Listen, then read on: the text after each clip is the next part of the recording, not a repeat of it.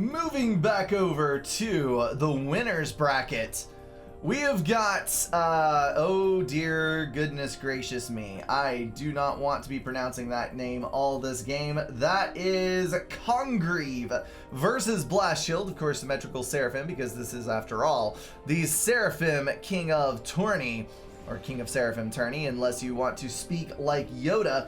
This is going to be a pretty interesting matchup, I feel like, because Seraphim Glaciers can play out in a variety of ways. You can have early drops and aggression. Of course, you're going to be fighting over the islands. The center is also a big deal. There's tons of reclaim everywhere to feed lots and lots of early game goodies.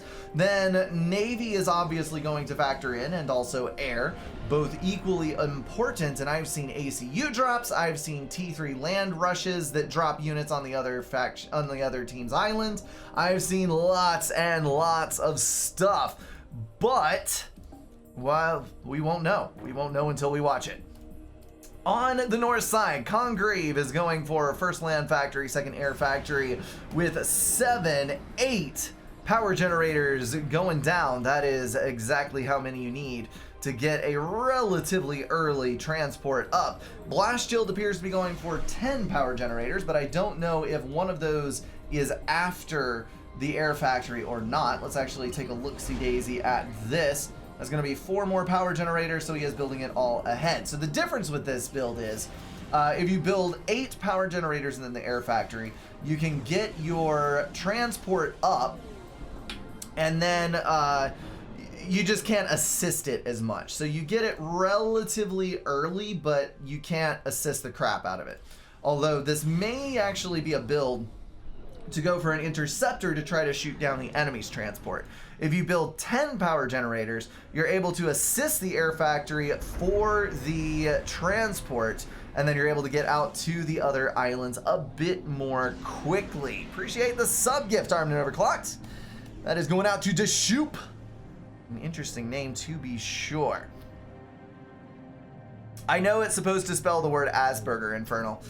I just don't want to call someone Asperger's through the entire game. That is what I was getting at. So transport out at 3 minutes and 4 seconds.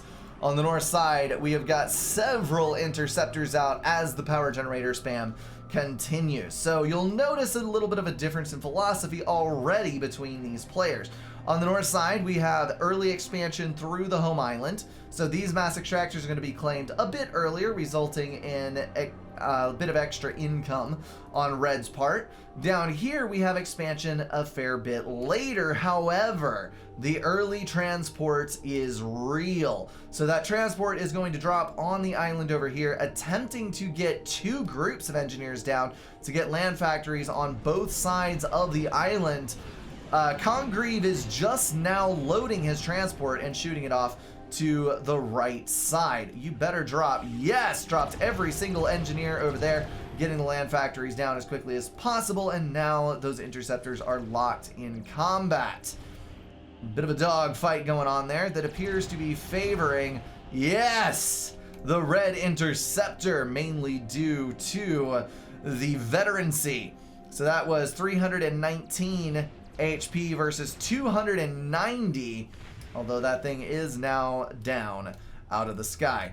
That is one of the things that's a little bit odd now about the way that veterancy is calculated, because the transport costs so significantly more than the interceptor that a single kill on a transport is able to vet that air unit. The veterancy interactions have gotten a little bit odd recently. I don't hate it as much as I used to. I can, on certain instances, appreciate the balance changes, or the veterancy changes specifically, but I'm still a little wary of the impact of some things on the game. We've got another air transport out for Blast Shield that is hopefully going to be transporting units to the center, but it looks like Congreve is going to take the early advantage here. He's got his entire island locked over on this side. He's got the land factory down on that side with multiple engineers building additional factories on the forward edge. That's going to give very good denial for this island, because if you're building in 2 separate locations, it's much more difficult to seize the island Additionally, you are going to have engineers at both ends already, so you're going to be a bit quicker claiming your mass extractors. Blast Chilled with that earlier drop, though, is well on his way. We've got 45 versus 55 mass income. Does that mean, yes, we've got 2 T2 mass extractors on the north side. Congreve going for a pretty aggressive push on that. Meanwhile, 5 land factories going down in the center, where a total of 8 mass extractors can be found along with a hydropower. So very valuable piece of real estate indeed. I think Blast Shield is just being a little bit slow on this particular game. He has not scouted the center island, I don't think, so he has no idea that that is already occupied. He's assuming that nobody has gone for it. Congreve is simply expanding everywhere he possibly can, stalling power due to the amount of mass that he is bringing in, and struggling to build as much as possible as quickly as he can. Blast Shield is doing a bit better on power, and a lot of that is due to the fact that he's gone for adjacency on every one of his air factories, and is doing quite well in that regard. Looks like, no, that's not even assisted air on that one, so the power stall is strictly due to the number of land factories that he's trying to run at the same time. Blast Shield is on 1 T2 mass extractor, now going for the second, and his island has been dropped. That is not a particularly good thing, although he is going to get the drop on that engineer for the reclaim. Maybe he'll get the other. That is no. Congreve was able to get the reclaim order out more quickly. Blast Shield was not paying attention, so that is going to be a bit of a problem for his southern island. We've got another drop. This is going to be out in the middle of the ocean with a posse of engineers. I do believe that's going to be a naval build out there on the leading edge. Of course, if you're able to get your factories online a lot closer to your opponent, that is going to give you an advantage in getting your navy all up in their business. Also, you'll notice that he's building navy in a multitude of locations. That means that any one area that is lost does not mean the total destruction of your build power. I love the Zooies on this side. This is such a dirty, dirty move, but it is effective, so we cannot blame him for taking part. Nope. That Inti did not actually get shot down. So mass extractors are going to be taken out left, right, and center on that island, and maybe even in one other direction since there's 4 of them. We've got 5 naval factories being built in a huge hurry on the front line there. And Blast Shield, I think, did scout that. Yes, he did, with the scout that was flying over the corner of that island, so he is aware that that is going on. We've got 4 naval factories online for Blast Shield in the south, and another engineer has been put out to the expansion island to reclaim all of those mexes. Well done indeed. The key to denying Zooey spam is frigates. This seems like a simple statement, but I think a lot of people do not. Oh, good lord, the air response on that one. That was an attempted drop. I appreciate the effort, but unfortunately, it was one that was doomed at the start. A lot of people realize that you need frigates to deny T1 artillery push, but I think that what happens in most cases, when people say that Zooey spam is so overpowered and why is this thing even in the game, they don't realize that you need to build a lot of frigates because the scale of Zooey spam can be quite tremendous. Let's actually go take a look-see at this. If we go to a land factory, Zooey's cost 54 mass. A frigate costs 270. So for every 5 artillery, you should have 1 frigate, as far as a rough cost comparison. And when you look at it that way, when someone is swarming your island with 148 Zooies, well, you should have 30 plus frigates in order to deny that. And let me tell you, 30 frigates is enough to wreck the face of a nearly infinite number of Zooies as long as you're microing.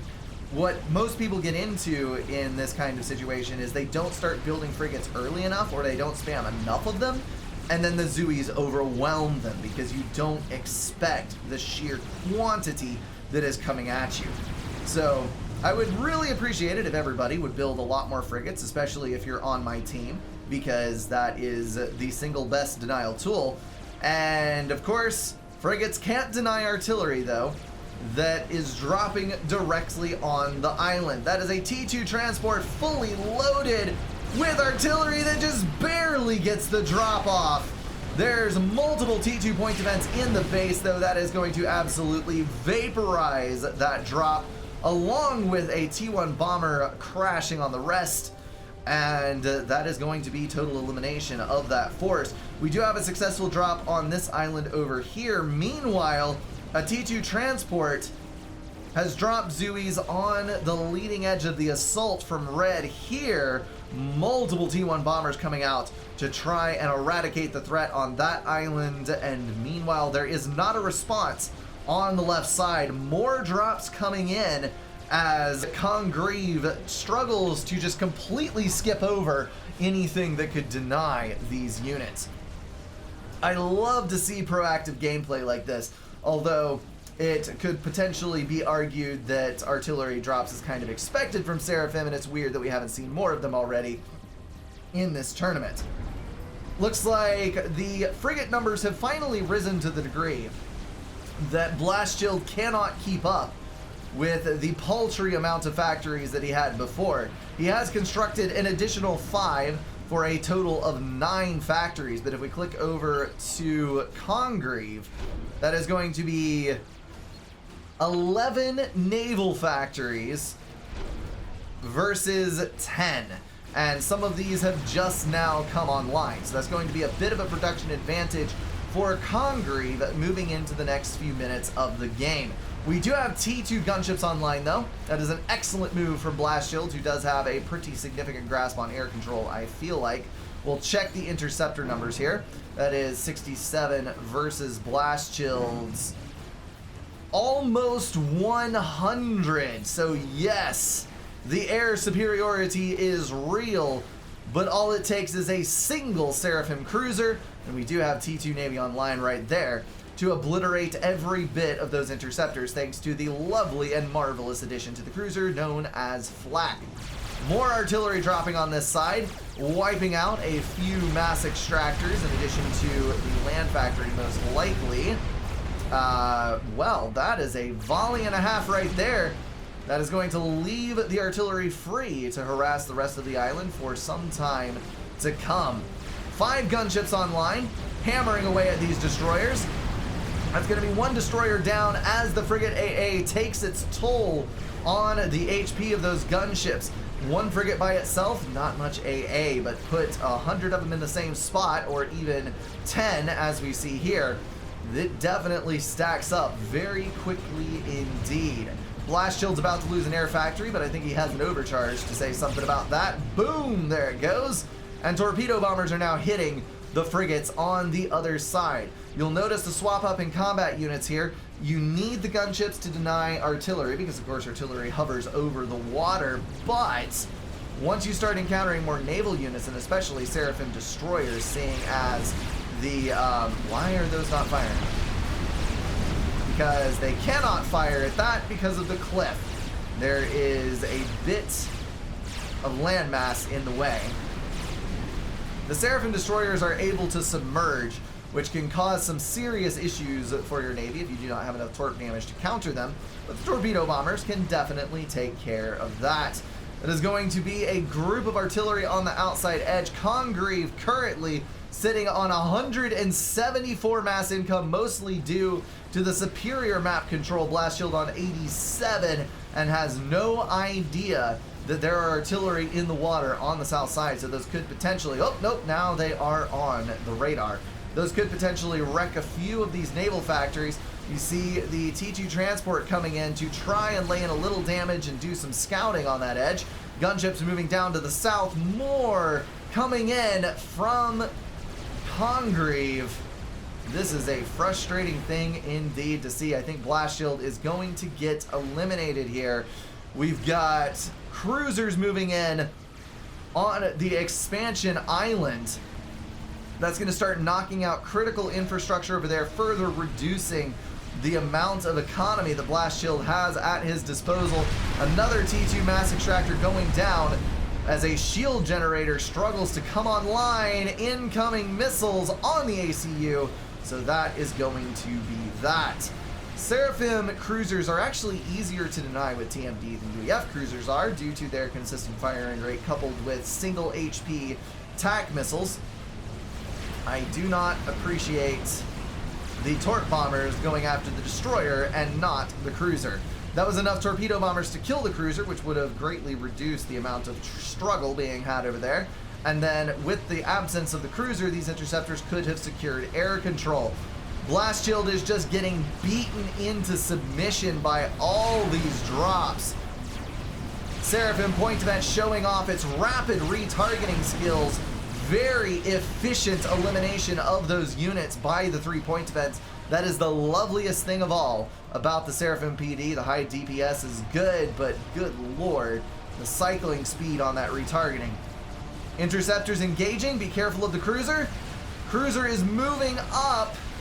And clean air fight, but now there's flak involved, so that is heavy air wind in favor of Blast Shield, and he does have most of his air units online. However, he's got cruisers all the way around his main island now, so every time he tries to extend, he is going to get hit again by that flak and lose more air.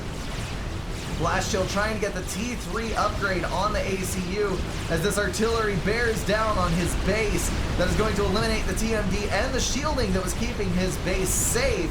As we see the ACU run up and eliminate the rest of those artillery. I would love to see an overcharge here. If he's able to get that gun upgrade, I think that would be massively useful just to give him that little bit of extra reach to overcharge that cruiser. He could have gotten it 2 or 3 times already, but just isn't able to get into range.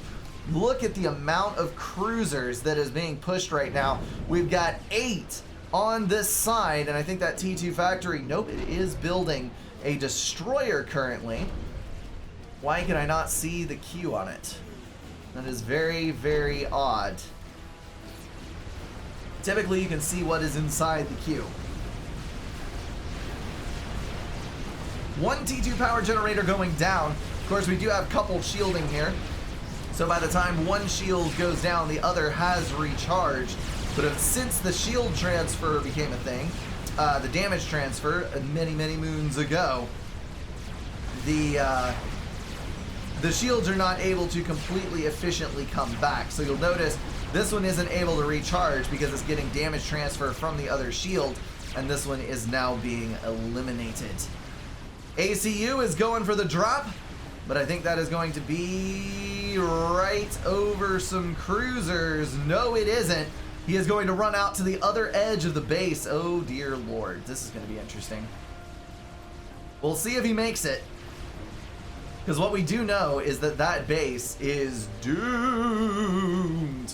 We do have a SAM up, though, and T3 air from Congreve, so I think that that is going to be all she wrote. I am confused as to how Blast Shield lost this. I think it was partially lack of radar coverage, partially Navy that was slightly too slow. And there is the T3 Air Scout on that transport. ASF should be following shortly to shoot that son of a gun down. I think what caused the issue was that Blast Shield won air. He had more air just about that entire game. However, he was not able to extend and kill those drops due to a lack of radar coverage. And he was not proactive enough on the Navy. You'll notice that Congreve had these naval factories all around the map, scattered about. And he was able to...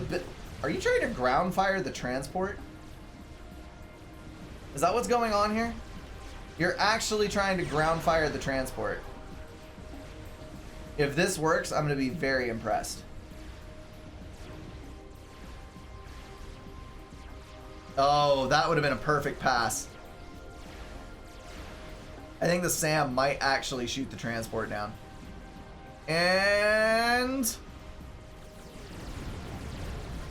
oh, he was outside range. Oh my goodness. So Blast Shield should have theoretically held air control and been able to lock that down. but since he didn't have the intel, then he's reclaiming, or capturing rather, T1 gens in order to be able to build stuff. That is amazing.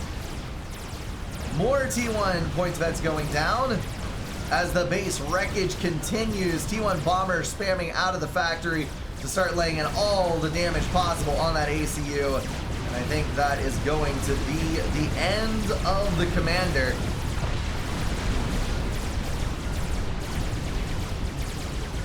Funny thing about it, T1 bombers are actually the most damage efficient air unit. Spamming T1 bombers is not a bad idea unless your opponent has flak.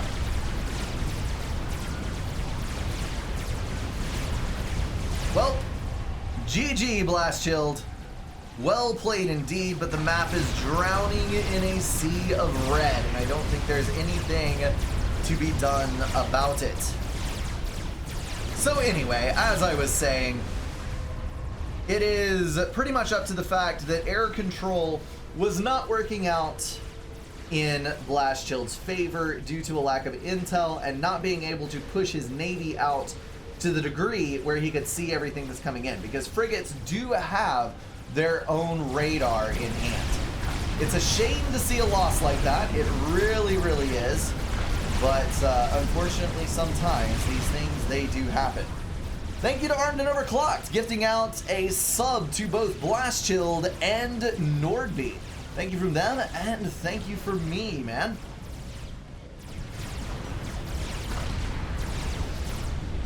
And that is going to be the end of the saga of Blast Chilled. Wasn't the loss due more to poor naval control, says Infernal Icon. I don't think so. I think that Blast Chilled had enough navy at most of the points in that game to be able to at least deny a lot of the pushes. Congreve had a bit of earlier navy that was able to do a little bit of raiding around the outside edges. I think Blast Chilled's naval distribution was more to blame for that. But what happens in a lot of games is that when a person gets strong air control, they're able to make up for the navy, because you can spam T2 gunships, you can spam torp bombers, you can spam regular bombers even to go after some of the land masses, and it ends up working in your favor. And Blast Chilled had the air. He had 50% more interceptors than his opponent did, but he never pushed out and got air control. And he never started going proactive, get T2 or T3 radar up, get the intel that you need. I think that is what bit him in the butt. Next up in the losers bracket, we've got Crossfire Canal. This matchup is going to be between Keezer and Dro. Again, relatively closely ranked players. It's amazing to me how many 1800 to 2000 ranks came out of the woodworks to play in this tournament. Typically don't see this many of the guys coming out nowadays. I'm looking forward to the UEF tournament next week, because I think there will be even more players involved, because UEF and Cybern are going to be the most popular of the factions, as we all know. Either UEF Master Race or Cybern Overlords, one or the other. Dro, though, is settling for the Seraphim that is inherent to this tournament. He's going Land Factory first, 2 power generators, and then walking about to get some mass extractors with his ACU. On the south side, Keezer is doing much the same, although with 1 more power generator scheduled after the 2 mass extractors. Wouldn't it all be surprised to see Dro doing exactly the same thing, since usually the guys at this rank have got their build orders relatively down pat. Crossfire Canal is one of the most annoying maps that I've ever played on. You can see the reclaim heat map here. The reclaim is quite substantial, although it is scattered. So you're going to have to get engineers out and about to get that stuff. In addition, you have got multiple expansions, and your opponent is going to try to wrest control away from you on those. You need to get drops up as quickly as possible. Typically, you'll drop on the top of the mesa where the 4 mass extractors are concentrated, but then you'll also see some people that drop over on the other edge as well to get some land factories up, especially in the case of Seraphim, because you do have hover artillery, so that you can stream across and raid into the other bases. The early portion of the game is usually played out with air and land, as is to be expected, but as the game moves on, Navy plays an increasingly important role if you are able to get total naval control, you are almost 100% guaranteed to win the game. Because you're able to spam cruisers, you're able to spam destroyers, you can lock down the entire map, segment off all of the areas that your opponent can control, and then slowly but surely grind them into a fine paste using your growing economic advantage. But it usually does take some doing and some time to get to that point in the game. Keezer's going second air factory, as is to be expected, but 6P gen seems like a bit of a little amount of power to go for that on. Looks like minus 23 on the power dial, and that is going to be an assisted build on interceptors. We're going to get 3 inties, 1 scout, and then roll into the transport, probably having built... Oh, nope, we do have the Hydro out here. Good job, Keezer, getting that online. That is quite a smooth build you got there. Dro is also up on an air factory, is going for a bomber and another interceptor, and has yet to build his Hydro, and so will not be able to schedule the transport for a little while at least. He is choosing to go for a bit of T1 power spam across the top of the mesa in order to compensate.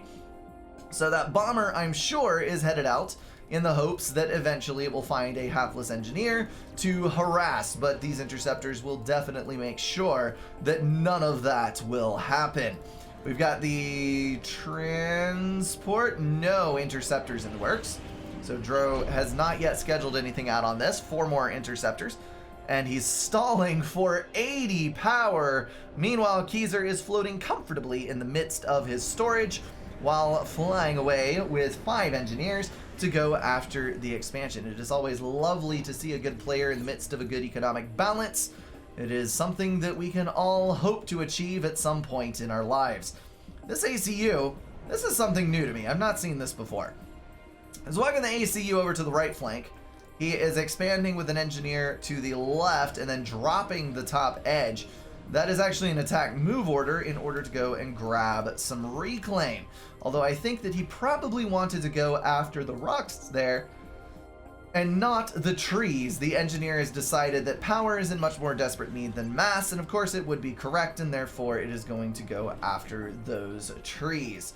Dro on the northern edge has succeeded in very nearly getting himself airlocked. Keezer's got quite a few interceptors up there, and if he were to move them over to the side, he could have picked off that transport and shut down the expansion much earlier, but he is unfortunately going to get stuck over that away. By pure chance, he has decided to go in the direction of the transport, which is probably scaring Dro half to death as he diverts his transport further to the east, but that is now going to draw back.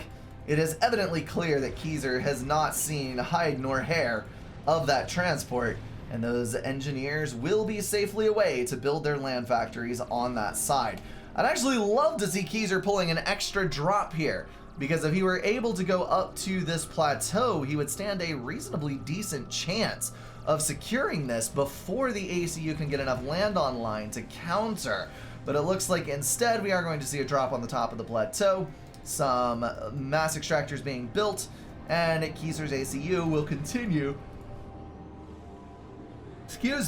will continue to lay down land factories on that edge. Of course, all of those can be used to build engineers, they can be used to build Zooies, to ride across the river and raid, a whole variety of different things. So not exactly a shameful thing to be building that many. Something to keep in mind, after your initial 7 or 8 power generators that run your first land factory and air factory, you're going to need about 1 power generator per land factory. So if you're ever laying in a group of land factories like, oh, well, never mind, he has actually stepped back from that. If you're ever laying out a group of land factories that large, you will in fact need to queue up a bunch of additional power. And that's something that I have forgotten about on occasion that you really need to keep in mind. We've got Zooies moving up to the right, or sorry, to the right of the left side expansion. I should probably be a little bit more clear about that. They are going to try to go across the water over this away. And I think that the reason for that is typically when a player is building Navy, they're going to go either here or here, because those are the safest places to get your naval factories online. And that was an unfortunate loss of a transport right there. Oh, bad engagement I think Dro actually had more interceptors at that point than Keyser did, but he only engaged with half of his available air, and that let Keyser completely stomp that half a group and then move in and get the kills on the other air units. Well done, Keyser. An epic facepalm for Dro. Completely losing air control over that. Not a pleasant experience whatsoever. These artillery are being a pain in the butt, of course, over here, preventing the expansion into this entire island. What I would like to point out is that Keyser is currently doubling the mass income of Dro, mainly due to map control. And then we are about to see a counter drop over here that will try and wrest control of this base away from Keyser, but I don't know that that is going to be particularly successful, especially considering that, nope, it is not actually going to get scouted. I thought it flew close enough to that artillery that would actually get sighted. T2 transport is online. That means Keyser's about to start hardcore dropping everything out here. The ACU up on that plateau is looking increasingly surrounded. I think we may be witnessing this ACU entering a bit of a pickle. But maybe he will be able to pull himself out of it. I have my doubts, though, considering that his home base is about to be raided in the worst possible fashion, and all of this power is about to go down. Not good at all. Build power getting eliminated every which way, every single engineer dying immediately to those incoming units. And then we're going to start seeing mass extractors go down, power generators go down. Very wise of Keyser not to directly engage with the power generators immediately, seeing as he probably would have lost a lot of his tanks to power generator explosions. I'm actually going to cue this right here. We're going to see most likely a reclaim war. And on the north side, we're seeing T1 bombers slowly but surely take out all of those tanks. The damage was not as substantial as it could have been. Those tanks were forgotten about in favor of the units on the south side being taken care of, which is definitely understandable considering the fact that there is now a land factory in existence on this edge. Those engineers moving over to the other side to try and get things built up in a more adequate fashion. But Keyser definitely did get his money's worth out of the drops, having killed all of the engineers off in that entire base. That is going to drastically slow down anything that Dro had planned. We're looking at 77 to 17 mass income, which is just an unholy amount of advantage to have. Why is the actual mass income 0? No, sorry. That is reclaimed, that is mass income. He's not power stalling. And he has all of these mass extractors. So why is his scoreboard glitching out? That is weird. I think we may be witnessing a bug. Okay, so it's saying he has 0 income, and on this it says he has 22. But just with these, that's going to be 16 mass income. So it doesn't match any of the numbers. I don't understand. What I do understand is that we have another group of tanks dropping in that is going to get wiped relatively quickly by the bombers. You'll notice that they weren't even able to separate over here before those bombers came in and just pounded them into the great beyond.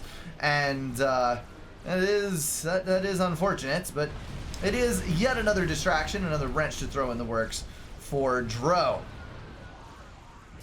Looks like T1 bombers taking care of the factories on the south side, and all will settle back down into a face-off. These units not moving. We've got a few artillery on this side that have moved in but are not attacking directly. We do have Navy coming into play for Dro, and this is exactly what I've been talking about in the last game as well as this game. If you're able to get naval control, you can lock down all of these different divisions of landmass. You can protect yourself from the artillery that is flowing across the water, and eventually you should be able to gain the upper hand. Here we have another drop Does Keyser know that is there? No, that is a radar blind spot. You can see what his radar coverage is like. We do have a transport on the radar here, though. So Keyser is going to be able to pick that off with extreme prejudice. Loving the additional arty spam coming in over here. So, Dro is now pushing 41 income. Keyser at 93, so still over double his opponent's income. But all is not lost for Dro. Dro is definitely not stamped out. If we go take a look-see at the reclaim, Dro is on 30,000, Keyser at 13,000. That is the difference right there, folks. Dro is surviving on his reclaim alone, and that is floating him up. I am going to have to look at the score screen after this to see exactly what the mass incomes were, and watch the score graph how that goes, because we're at 42 to 50K on the scoreboard, which means at least theoretically these guys are relatively close. Of course, we know the score isn't the most reliable thing ever, but it is a decent metric to just kind of guesstimate where the peoples are at. More tanks on this side. I'm trying to figure out why Keyser is dropping tanks. The artillery has far more damage potential, unless perhaps he is picking up tanks that were built and then not needed. Because once these build T1 point events, the tanks are in a hopeless situation, as you can see there. The artillery not only has way more DPS per unit on the transport, but also has the range and the AoE to be an absolute base wrecker. So again, I'm just not sure why Keyser is continuing to drop tanks. It doesn't make any sense. Hopefully he can get his act together. I say this as he has a map control lead and double eco lead, but of course we could still hope that people can do things a little bit better. Nothas are building up in the back. That kind of stinks of an attempted ACU snipe to me, but it could also mean that a naval factory snipe is on the way. We do have a T2 naval factory over on this edge, which if it were to pump out a couple of destroyers and one cruiser, could potentially knock Keyser back on his butt. But I don't know that that is in the plan, because we do have that frigate coming out. If we select the factory, that is going to be, oh, nope, 3 cruisers in the works. Okay, so no destroyers, but hopefully he can defend the cruisers from all of the Zooies. If I remember correctly, Seraphim cruisers do not have deck guns. Let's actually check this out as we have a moment. Seraphim cruisers, yes, tactical missile defense, 2 anti-airs, and the missile launcher. UEF cruisers and Aeon cruisers to a certain degree are able to defend themselves from Zooies because they do have deck guns. Seraphim cruiser does not, so you have to have frigates or destroyers with it for it to have any hope of surviving, because if you don't, all you can hope for is to dodge. Dodge like there's no tomorrow.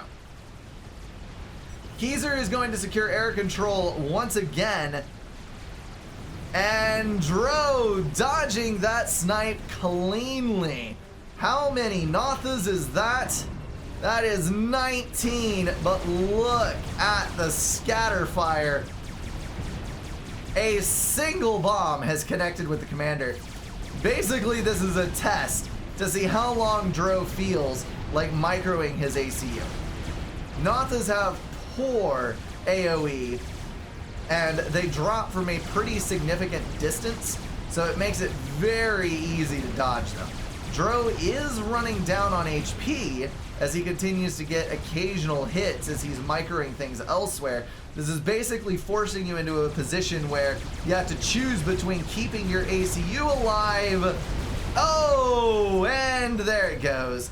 Keeping your ACU alive and controlling the rest of your base. So Keyser can just right-click on the ACU and laugh as he goes and micros all of his things everywhere else. Meanwhile, Dro has to keep dodging.